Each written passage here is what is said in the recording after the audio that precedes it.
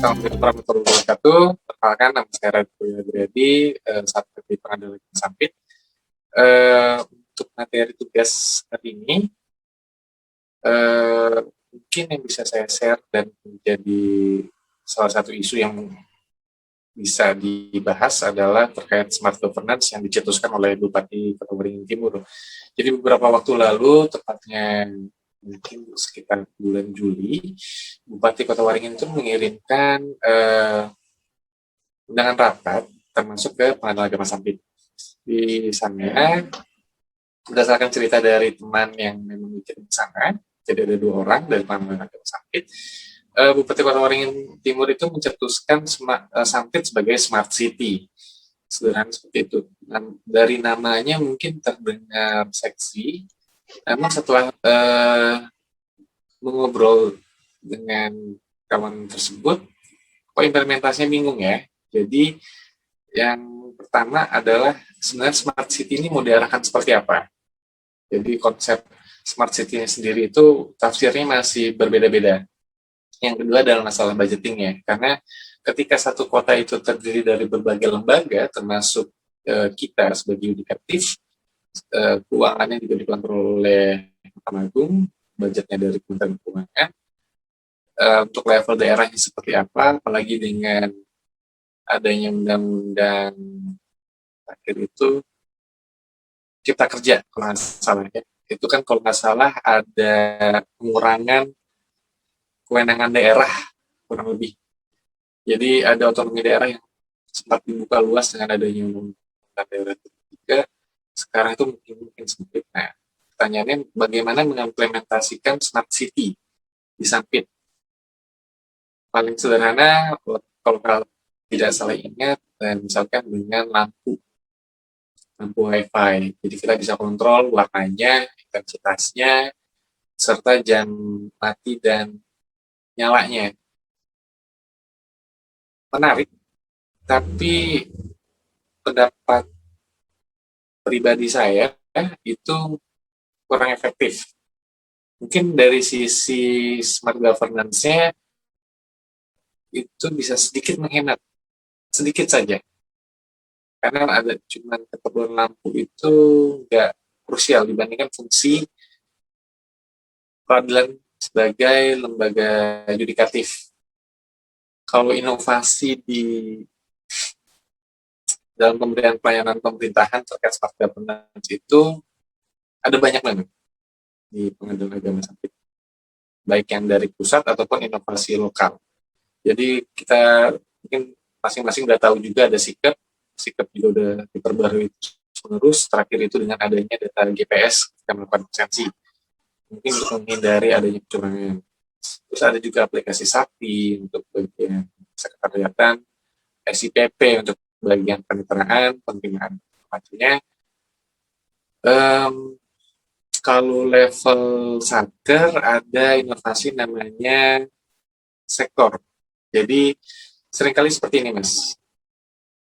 Sektor itu aplikasi izin dispensasi bagi karyawan ataupun aparatur pengadilan yang ingin keluar kantor.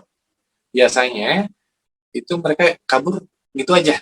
Jadi, wah, saya mau jemput anak, mungkin ngobrol ke sampingnya, terus tiba-tiba pergi gitu aja.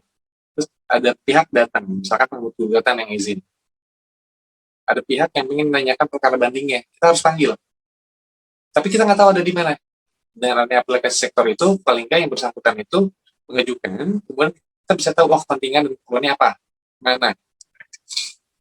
Dan untuk konteks smart governance di bidang yudikatif juga, mungkin tadi sudah sempat bahas kilas, sekarang memang sudah mengarah ke sana, karena memang ada insentif dari adanya program ZI, WBK, dan WBBM yang masing-masing berusaha dicapai oleh masing-masing satker.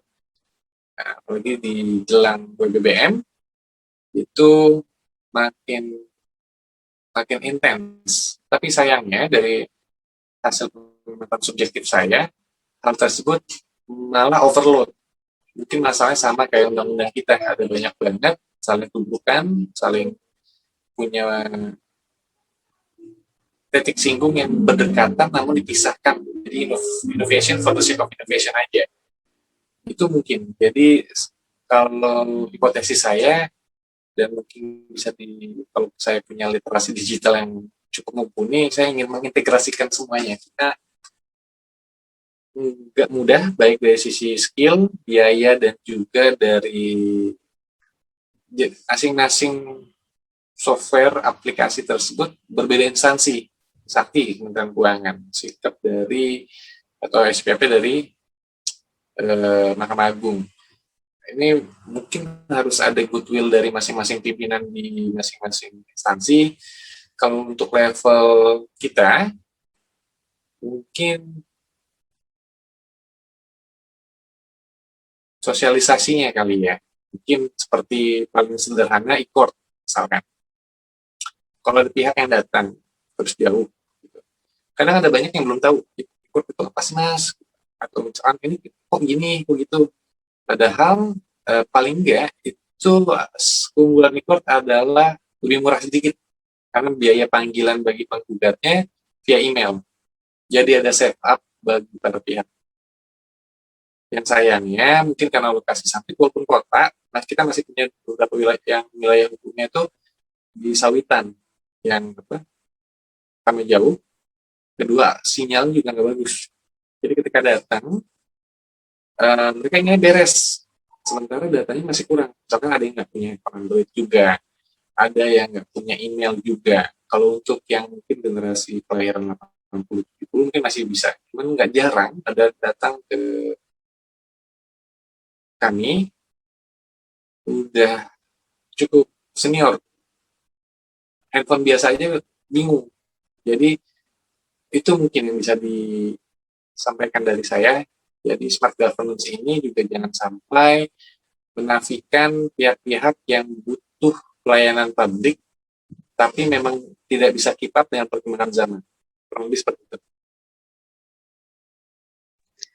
Oke, terima kasih banyak Mas Radit atas pemaparan isu dan analisanya yang sangat mendalam gitu ya.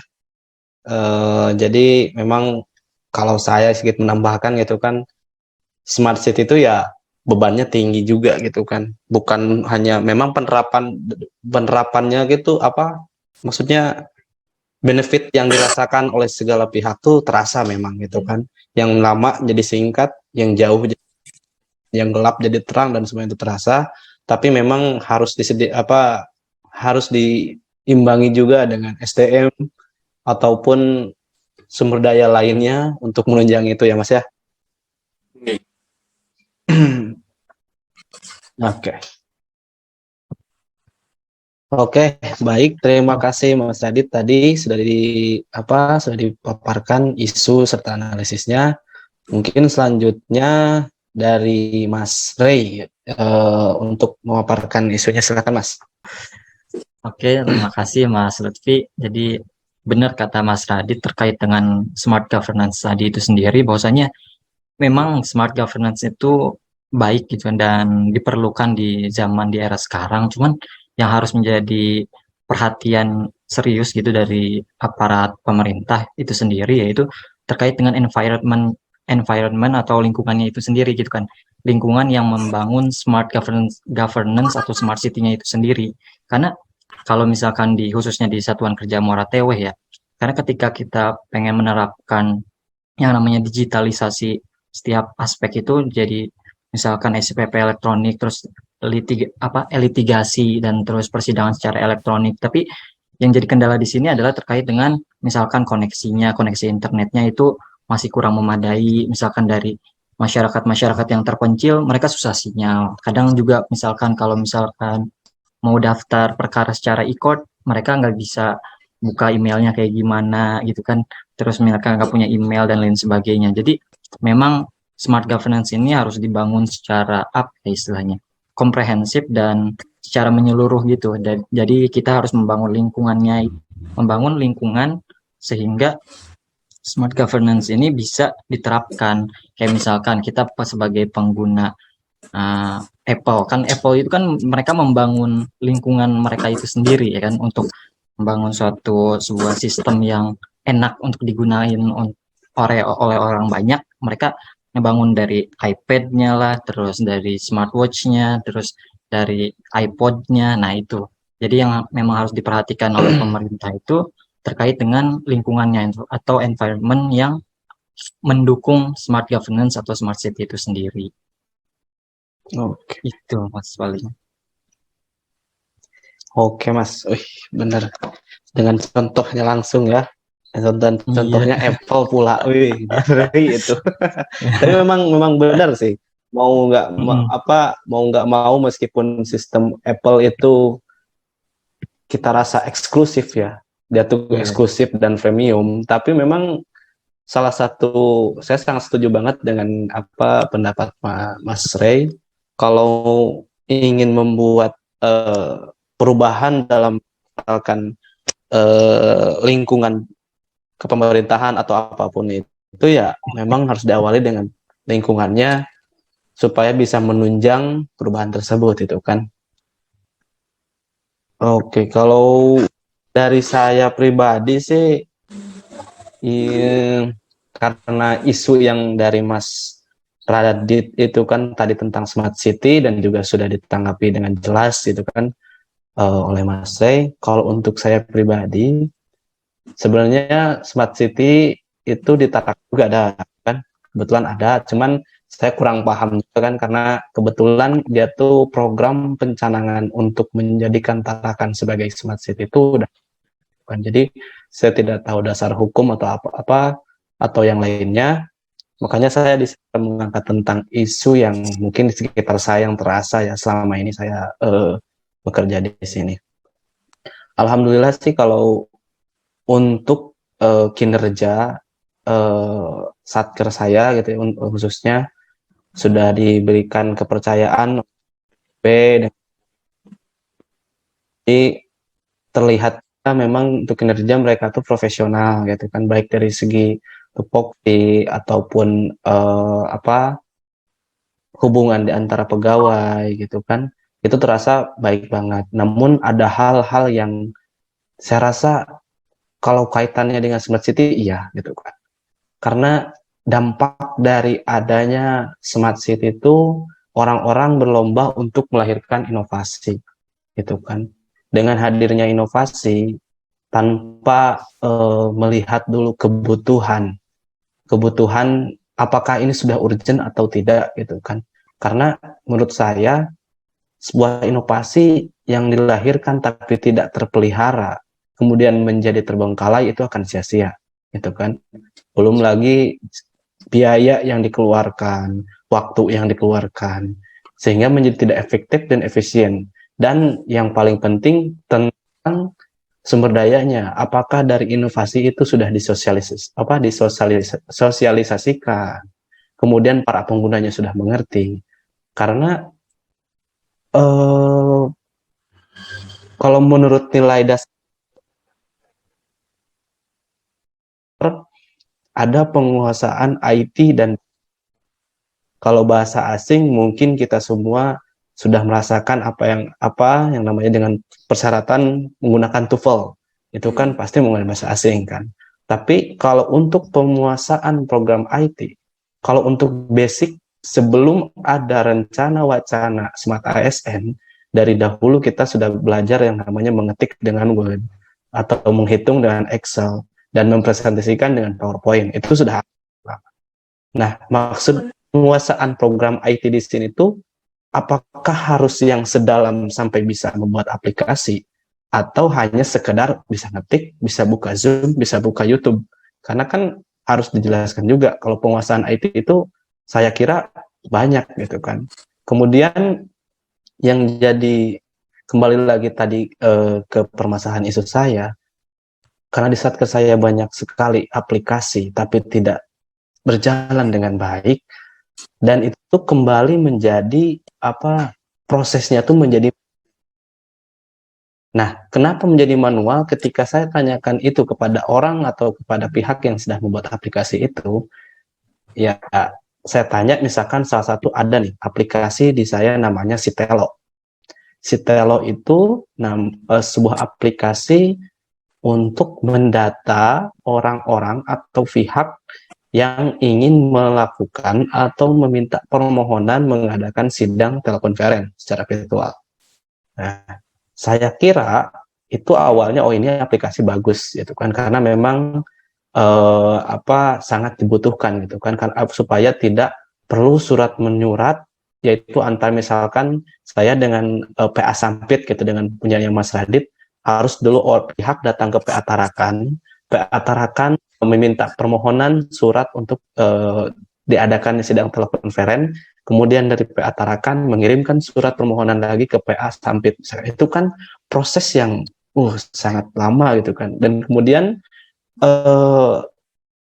itu tuh belum tentu bisa terlaksana, karena seperti pengalaman saya sewaktu ketika ingin menerima pihak yang akan melakukan sidang telekonferen, itu tuh ketika saya sudah membuat permohonan sidangnya dan dikirimkan ke salah satu PA, PA tersebut menolak dengan alasan, majelis hakim tuh memberikan alasan bahwa sebenarnya tidak ada dasar hukum yang jelas untuk melakukan sidang secara telekonferen, karena sidang telekonferen itu pada dasarnya dilaksanakan untuk pemeriksaan saksi atau pembuktian, agenda pembuktian. Nah, itu tuh memang sebenarnya tidak bisa disalahkan gitu kan, karena kalau menurut ketua kami dulu tuh sebenarnya perizinan untuk melakukan sidang telekonferensi itu kembali lagi kepada pemahaman dari ketua pengadilan agama masing-masing atau pengadilan masing-masing gitu kan. Karena kalau ya mungkin kalau ketua pengadilannya luas ya luas, kalau ketua pengadilannya ya rigid gitu kan. Makanya memang itu tuh jadi isu yang sangat ini, sampai-sampai ada hak yang dia sudah datang, dia tidak bisa pergi ke suatu tempat, dia memohon ke kita untuk telekonferen tapi ditolak, sehingga dia tuh putus, jatuh talaknya. Padahal dia tuh sebenarnya ingin mempertahankan rumah tangganya, gitu kan. Jadi di mana kalau saya tuh melihatnya, sedangkan dalam beracara bersidang tuh sebelum kita memulai kepada pokok pembahasan, majelis hakim sesuai perma itu kan mewajib untuk melakukan mediasi, gitu kan. Mediasi itu hasilnya kan diusahakan supaya tidak terjadinya perceraian, gitu kan. Tapi untuk hal di sini, ketika keinginan salah satu pihak diakomodir, ya, itulah makanya jadi saya kira saya punya pandangan loh, kenapa yang harusnya bisa jadi damai jadi tidak damai gitu kan, hanya karena permasalahan dasar hukum untuk menyelenggarakan sidang telekonferensi. Nah, jadi kembali lagi, apakah memang benar kita tuh sudah siap, sudah sepahaman, atau mungkin diperlukan arahan atau kebijakan yang lebih mendalam terkait itu sih kalau saya yang rasa. Karena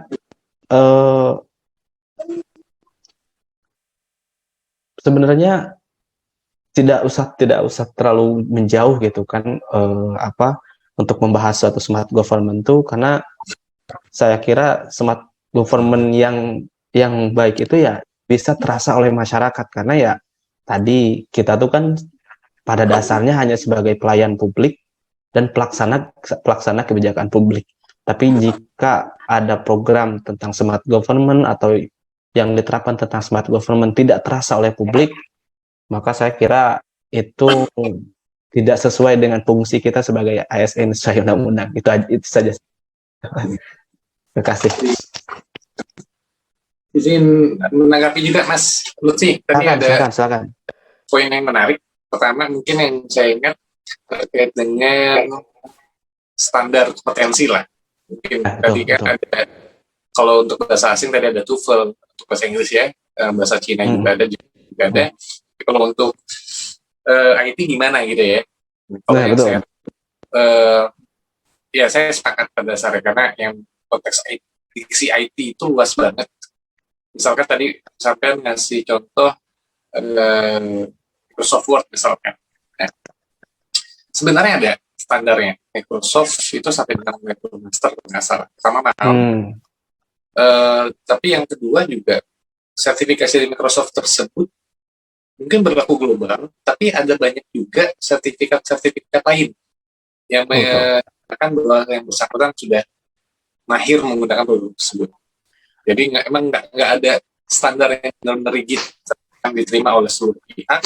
Apalagi dengan adanya kartu prakerja ya, banyak pelatihan online, itu terkait standar penguasaan IT kita ya, belum ada level. Mungkin ada juga, kalau nggak salah, dan standar nasional ya, BSN ya, kalau nggak salah ya. Oh ya, Tapi dan mungkin sertifikasi itu. Ya, ya. sertifikasi nasional. Jadi memang kita perlu cari lagi gitu ya. Mungkin kalau memang Betul. hal-hal tersebut bisa jadi bahan kualifikasi yang disertakan ketika mungkin penerimaan untuk pegawai aparatur negara lainnya. Itu satu, terkait dengan standar itu. Kedua, mungkin terkait tadi inovasi juga ada satu poin menarik yang tadi udah perihal biaya khususnya. Di sini mungkin kontraproduktif karena saya merasa dengan ngobrol terhadap pihak yang membuat aplikasi itu nggak fair banget. Maksudnya saya kenal satu orang yang ditugaskan membuat aplikasi. Mindset mungkin kalau bisa dibilang pimpinan menyepelekan berat bobot pembuatan software tersebut. Bikin aja dong, gini, emang apa susahnya sih? Udah, nih uang rokok nih 50.000. Nah, kalau kita datang ke software house, bikin nggak kurang dari 100 juta. Betul Mas, betul Ini udah tugas kerja amal, diomelin pula. Nanti ketika udah selesai, yang suruh ngerjain dan megang aplikasi tersebut yang bersangkutan. Jadi nggak ada insentif untuk berkembangnya kultur, kita inovasi, kita bikin. Ya, jadi tadi budgetnya mungkin nggak ada, punya mindset atau kultur yang kurang profesional. Jadi atau mungkin kayak kita nih sekarang, CPNS, seger ya kan, kita bikin aktualisasi, nanti dipakai nih sama Satker. Tapi yang bayar kita. Gitu. Kita datang aja bikin nggak 1-2 kali Mas. Hanya ke senior-senior CPNS yang sekarang udah jadi CPNS. Yang bersangkutan bikin pakai biaya sendiri. Halo, Mas Radit, kayaknya lagi gangguan ya Mas? Iya Mas, kayaknya hilang. Mas Yusuf, halo Mas Yusuf, hadir Mas Yusuf? Bisa terdengar suara saya Mas Yusuf? Iya. Hadir lagi. Ini Santai aja Mas. Pas banget. Tadi udah sambil dicas bisa mati loh, bingung. Banget. Tadi sampai di mana ya? Tadi sampai di aplikasi 100 juta Mas. Oh, aplikasi 100 juta. Mungkin yang mau cepat aja. Tadi ya. Kadang nggak bisa jadi emang dilemanya satu sisi kita harus menghemat anggaran kita terbatas, di sisi lain tidak memanusiakan si pembuat aplikasi tersebut. Atau itu untuk level satker, inovasi satker lah. Kita nggak bincang terkait MA bayar berapa untuk bikin SIPP, kita nggak bincang untuk level aplikasi tersebut, kita untuk level aplikasi satker aja. Itu tadi. Jadi tadi sampai kompetensi, cost pembuatan inovasi aplikasi tersebut. Jadi apa lagi? Ada beberapa poin yang disampaikan, tapi dengan mati apa saya tadi barusan. Saya juga lupa ya. Tadi saya nyampain masalah ini, masalah apa? Isu telekonferensi itu Mas. Oh, telekonferensi. Oh, ya dasar hukum lah. Nah, tuh. Dasar hukum. Jadi, satu sisi gini, kayaknya bukan rahasia umum kalau undang-undang kita spesifiknya hukum acara kita lawas dan tidak bisa mengakomodir kebutuhan zaman. Beberapa persoalan hukum sudah bisa diisi oleh Perma dan Sema, namun beberapa hal lainnya enggak. Jadi memang sangat digantungkan pada kebijakan masing-masing pimpinan, khususnya Hmm. supaya di sini pertama mungkin sedikit terkait permasalahan legalnya dulu. Bukan rahasia umum, kita udah tua dan undang acaranya tadi ya. Di sisi yang lain itu banyak banget undang-undang kita. Jadi kontraproduktifnya di sana. Yang agak menyedihkan sebenarnya adalah terkait solusinya. Jadi saya pernah baca kenapa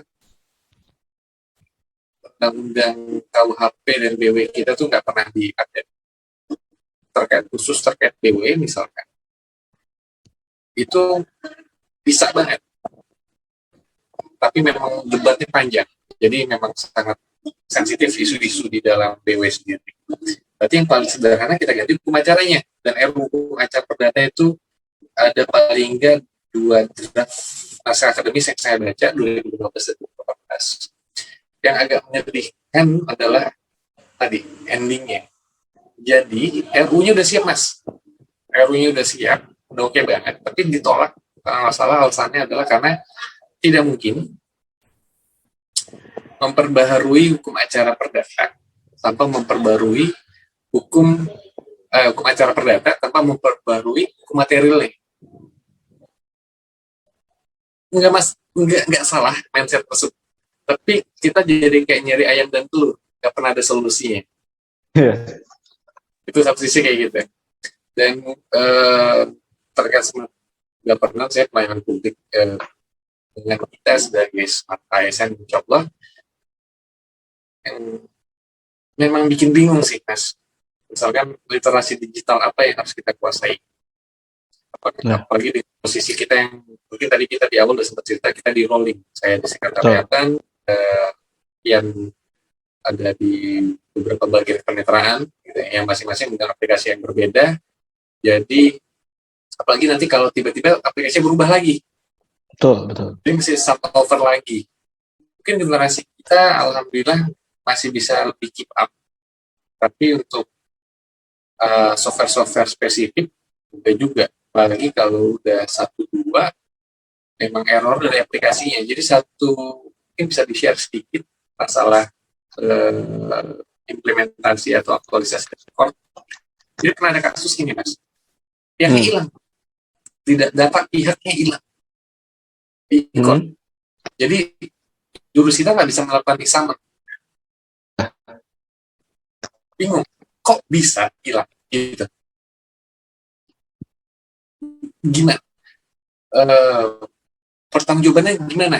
Apakah saya sebagai penginput data, apakah JS sebagai pihak yang mencet tombolnya, atau orang MA-nya yang bikin aplikasi tersebut? Karena nggak bisa dengan cepat nih kita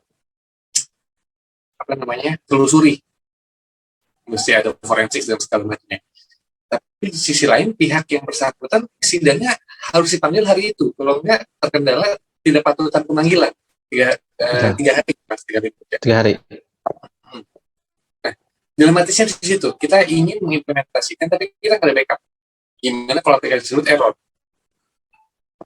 Paling nggak di tempat saya. Kalau untuk itu kan harus ada dengan SOP masing-masing satker, udah punya standar pelayanan semacam. Nah itu aplikasi pusat. Kalau errornya dari pusat, dan kita misalkan melakukan pemanggilan secara manual, itu diterima nggak? Tapi nanti by system kita salah. Jadi implementasi daripada smart governance panel publik yang semakin menjadi digital kurang antisipatif. Apalagi kita mungkin belum tahu siapa yang nge-hack. Kan sekarang lagi nge-trend juga hack. Dari zaman kuliah misalkan, aplikasi penelusuran putusan luar biasa, dia pasti mati.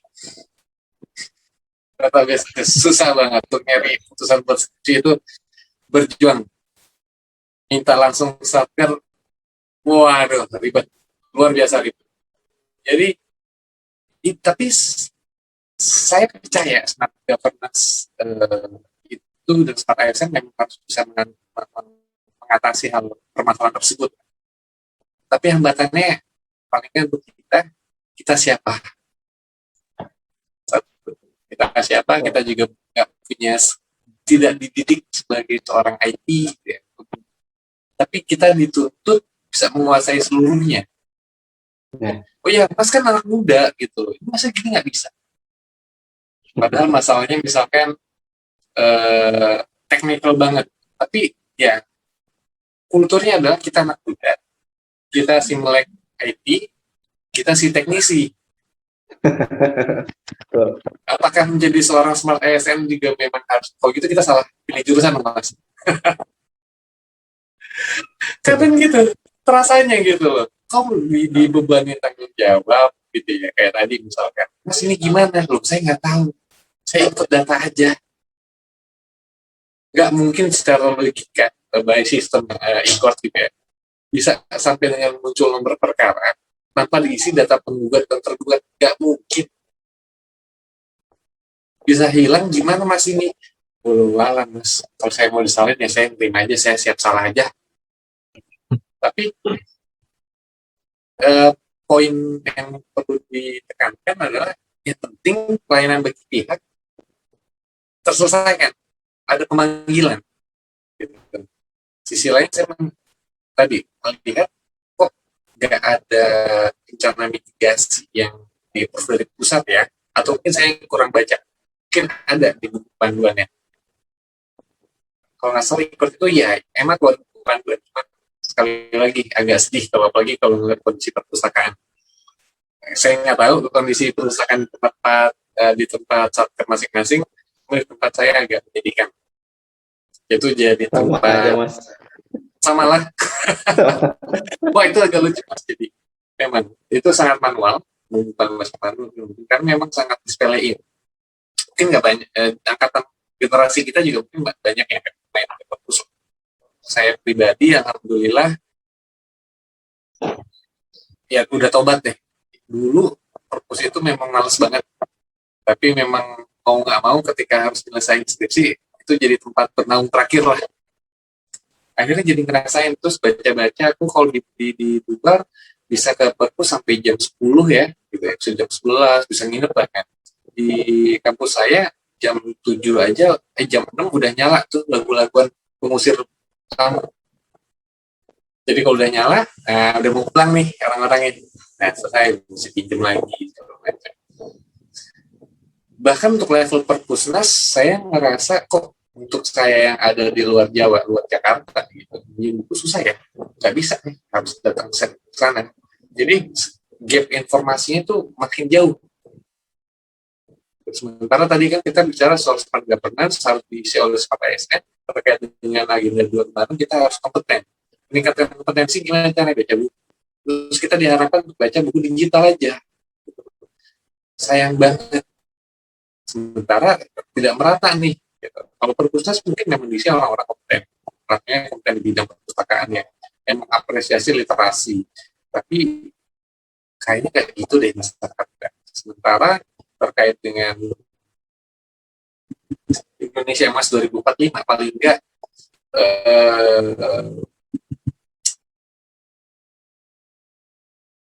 tingkat kesadaran hukum masyarakat kita itu sudah diadres RPJMN kalau nggak salah. Jadi yang ditekankan itu adalah kesadaran hukum aparatur kita dulu nih. Kalau tidak salah juga terakhir itu 2024. Jadi 2024 tingkat kesadaran hukum ASN itu harus sudah ada. Jadi sebelum kita nyalahin pihak, misalkan beberapa kali memang saya jujur akuin, kok orang datang sini menganggap pengadilan itu sebagai lembaga eksekutif ya, lengkapi syaratnya, saya ingin cerai selesai. Kayak bikin KTP. Bawa diri, foto selesai. Saya bawa diri, buku nikah, saya mau cerai. Harus dikabulkan dong, ya kan? Saya minta surat cerai, gitu. Sidang apaan sih sidang? Jadi mindsetnya demikian. Itu kan sosialisasi dari hipotesis saya lah, mungkin subjektif banget. Dia tinggal kesadaran hukum beda. kita sebagai sarjana hukum bisa mengklaim oh, mereka kok nggak tahu ya gitu. Sisi lain yang mengajar mereka nggak tahu, mereka nggak kuliah hukum, bahkan yang kuliah hukum aja kayak saya juga pribadi nggak tahu awalnya. Jadi tadi kalau dirunut dari awalnya smart governance tidak punya masalahnya, isunya masih ada banyak. Dan smart ASN terkait dengan kompetensinya, saya coba tarik isunya ke gimana meningkatkan diri. Tadi udah sebelumnya udah dibahas sedikit, kita standar kompetensinya gimana nih? Gitu. Bukan mungkin. Beberapa kali memang ada pelatihan. Setiap kali ada peluncuran aplikasi, selalu akan ada pelatihan. Itu akan terkait dengan insentif angka kredit kalau nggak salah buat ASN kita ya. Jadi untuk penilaian naik golongan. Mungkin ya. Tapi yang ditekankan adalah pelatihan umum. Pelatihan spesifik kayak tadi. Kita keluarkan aplikasi Sakti, ada pelatihannya. Tapi yang tadi kayak Mas Lutfi bilang di awal, untuk Word misalkan, kita nggak punya standarnya. Untuk instansi software itu diakuin nggak? Saya pernah tanya ke Kasuper. Nggak bisa, Mas. Masih dikeluarkan oleh lembaga negara. Oh iya. Pun Microsoft nggak diakuin. Jadi, misalkan saya pengen ikut pelatihan yang saya keluarkan dari biaya saya sendiri. Tapi kalau nggak bisa dipakai sebagai pemenuhan angka kredit, belum kan? Sementara teman saya yang lain bisa dimasukkan, kok nggak ada insentif bagi saya untuk bisa punya kompetensi yang lebih, bukan artinya mengecilkan pelatihan yang diberikan oleh lembaga negara, namun pelatihan yang diberikan tersebut tidak jarang terlalu spesifik. Aplikasi-aplikasi internal diberikan. Si Kopdanas ada pelatihannya, si keperbaruan ada pelatihannya. Tapi kalau untuk aplikasi misal ngetik Word atau Excel rumus-rumusannya ya diserahin pada ya udah, insya Allah aja kamu paham lah, kamu kan generasi milenial. Itu sih kurang lebih tanggapan dari isu terakhir. Oke, terima kasih banyak Mas Radit sudah memberikan banyak sekali gambaran ya, gitu kan.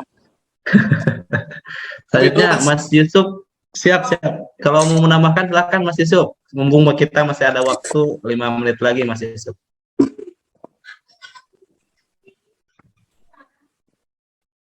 Halo Mas Yusuf. Halo. Nah, kalau misalkan Mas Yusuf mau menambahkan silakan. Maaf mas nggak kedengaran jaringannya itu. Nggak putus-putus ya? Iya.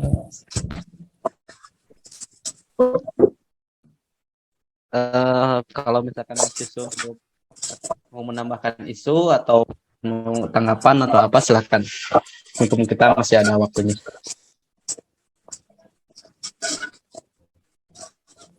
Halo? Ya mas. Halo. Kalau Mas Yusuf mau menambahkan atau menanggapi isu atau menganalisa, silahkan Mas, mumpung kita masih ada waktunya sebelum kita habis, Mas.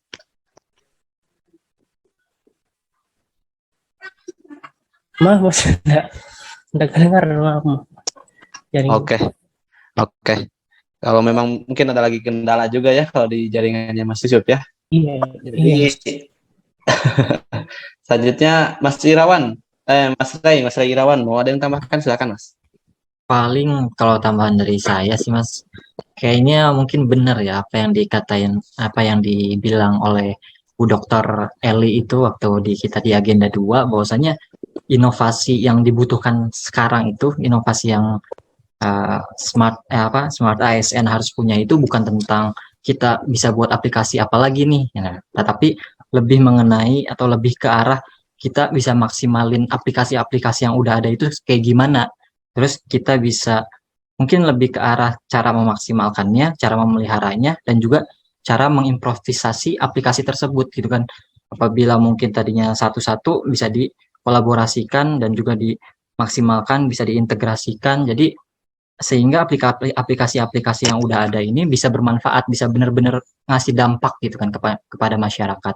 Bukan tentang ASN harus terus berinovasi, harus bikin aplikasi kan. Kalau kayak gitu terus nanti kita Indonesia ini bisa jadi Play Store dong. Jadi banyak banget kan aplikasi-aplikasi. Nah, daripada kayak Betul, gitu, Mas, mending betul. ya udah kita yang udah ada kita maksimalkan, kita manfaatkan biar dampaknya kerasa bagi masyarakat. Itu aja sih Mas kalau pandangan dari saya.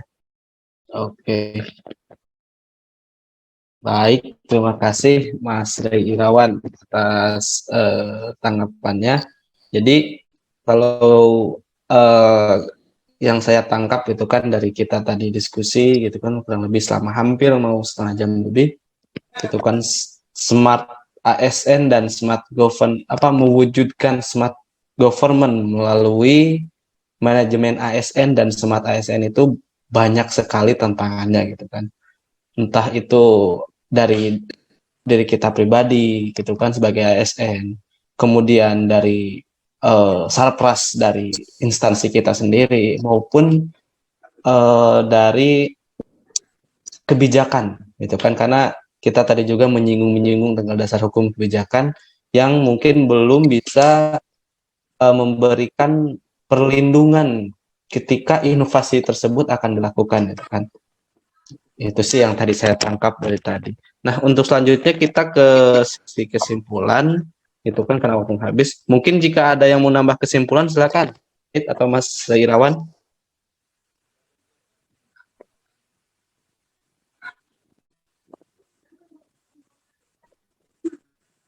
Mungkin dari Mas Radit, kayaknya sepertinya sudah menyiapkan kesimpulannya. Oke, silakan Mas Radit. Waktu dan tempatnya saya persilahkan. Untuk mempersingkat waktu, saya sepakat tadi. Saya sepakat dengan sebelumnya dalam kesimpulannya. Jadi dan ditambah dengan tanggapan Mas Ray juga bahwa inovasi itu tidak berarti harus membuat aplikasi secara terus-menerus dan menjadi seorang smart ASN meskipun ada banyak hambatannya memang harus kita mulai dari potensi kita sendiri. Regardless hambatan hukum, legal atau hambatan teknis skill, sekali lagi dikembalikan ke nilai core values ASN khususnya poin potensi. Mungkin tadi sebelumnya juga saya sedikit dulu terkait dengan penilaian angka kredit, tapi pada dasarnya pembelajaran secara terus-menerus itu tidak harus dikaitkan dengan pemberian angka kredit, namun memang untuk memberikan pelayanan publik yang prima. Jadi menjadi seorang smart ASN, kita nggak bisa merubah orang lain daripada kita merubah diri sendiri. Jadi kita harus mulai dari diri sendiri, mulai dari hal kecil, mulai dari sekarang juga. Kalau nggak salah dari seorang daerah Jawa Barat deh.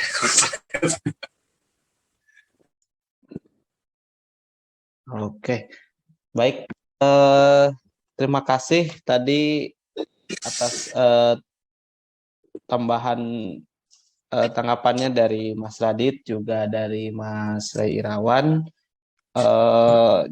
untuk diskusi aktualisasi itu mengenai mewujudkannya smart government baik di maupun lingkungan tempat kita tinggal sekarang ternyata memang mengalami berbagai kendala gitu kan. Tapi saya harap kalau dari saya pribadi gitu kan mungkin kita memaksimalkan apa yang sudah ada gitu kan dan menjadikan hal tersebut suatu kebiasaan gitu kan kalau yang baik gitu kan. Tapi kalau untuk yang buruk-buruknya ya jadi jangan menjadikan kebiasaan. Itu saja sih kalau menurut saya gitu kan. Terima kasih atas waktunya dari Mas Ray Irawan, Mas Radit, Mas Yusuf sudah meluangkan waktunya. Nanti Mas, izin lift lah. Ya, sama-sama. Julid juga Mas Yusuf. Cepat Makasih, ketemu, Mas. Ya, cepat makasih ini untuk Mas Yusuf. semuanya. Ya, Assalamualaikum. Assalamualaikum. Salam.